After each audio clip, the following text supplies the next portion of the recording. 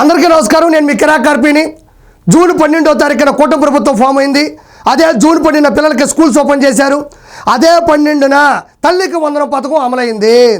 మొన్నటి వరకు వైఎస్ఆర్సీపీ నాయకులు కార్యకర్తల వర్గం నీకు 15,000 నీకు 15,000 నీకు 15,000 నీకు 15,000 అని డీజే సాంగులతో డ్యాన్స్ చేస్తూ ఎగతాళిగా నవ్వుతూ అత్యుత్సాహాన్ని ప్రదర్శించారు.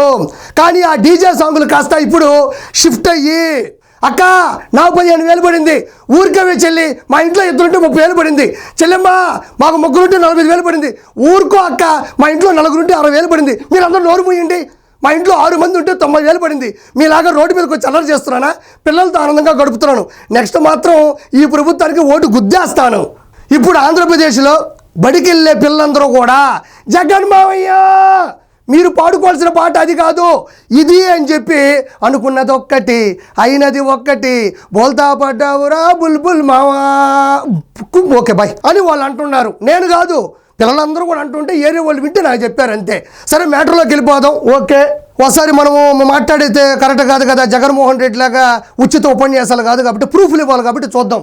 ఇలా చూడండి, అమ్మ కళ్ళల్లో ఆనందం, ఖాతాల్లో తల్లికి వందనం జమ. కర్నూలు జిల్లాలో ఒకే ఇంట్లో 6 మందికి. అప్పట్లో జగన్మోహన్ రెడ్డి ఇంటికి ఒకరికే ఇచ్చారు. ఈరోజు చంద్రబాబు నాయుడు గారు కూటమి ప్రభుత్వం చెప్పిన విధంగా ఎంతమంది పిల్లలుంటే అంతమందికి వాళ్ళ అకౌంట్లోకి డబ్బులు నేరుగా వెళ్ళాయి.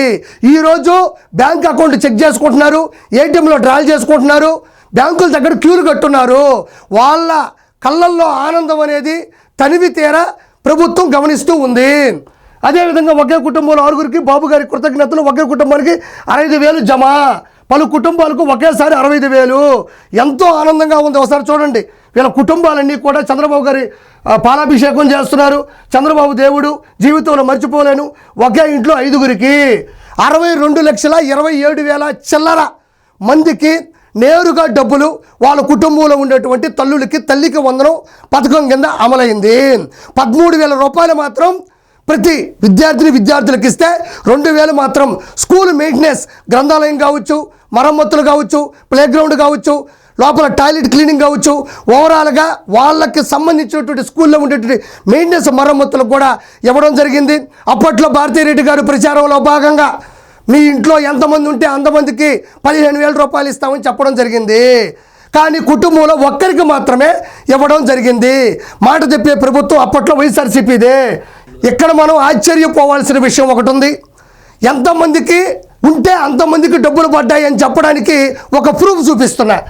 ఒక కుటుంబానికి 78,000 రూపాయలు.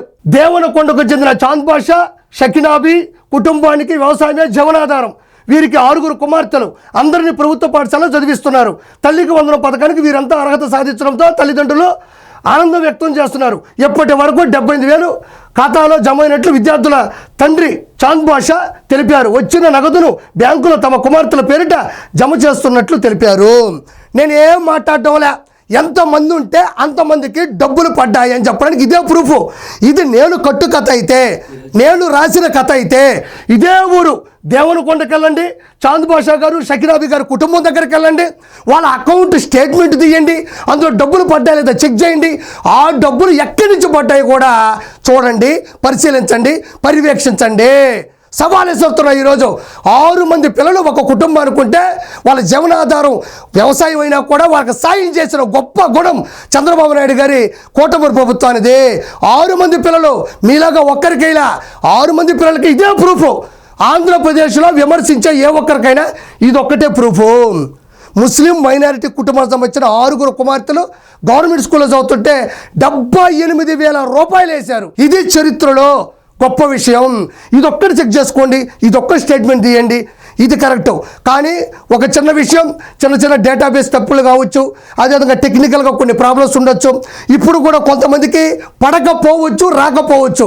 కానీ చంద్రబాబు గారు ఒకటే మాట చెప్పారు, ఎవరికి రాకపోయినా ఆందోళన పడక్కర్లేదు, భయపడక్కర్లేదు, బాధపడక్కర్లేదు. మళ్ళీ ఫిర్యాదు చేయండి, మళ్ళీ మీరు కంప్లైంట్ ఇవ్వండి, మీకు ఏ ఇబ్బంది ఉండదు, అందరికీ డబ్బులు పంపించే బాధ్యత నాది అని విద్యాశాఖ మంత్రి నారా లోకేష్ గారు, chief minister of Andhra Pradesh Chandrababu Naidu గారు కూడా ఒక ప్రెస్ మీట్ పెట్టి చెప్పడం జరిగింది. కాబట్టి ఈ వైఎస్ఆర్సీపీ చేసే వదంతులను మాత్రం దయచేసి నమ్మొద్దు. మీకు ఏ డౌట్ ఉన్నా, ఎవరికి డబ్బులు పడ్డా లేదో వైఎస్ఆర్సీపీని నేరుగా జనాలకు వెళ్ళి చెక్ చేసుకోండి అని మనస్ఫూర్తిగా కోరుకుంటున్నాను. Thank you so much. నీకు 15,000, నీకు 15,000, నీకు 15,000, నీకు 15,000, రా నీకు 15,000.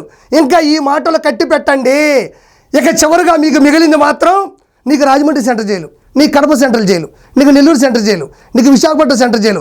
అందరికీ అండగా ఉండి అంబడికి మాత్రం అండమానే.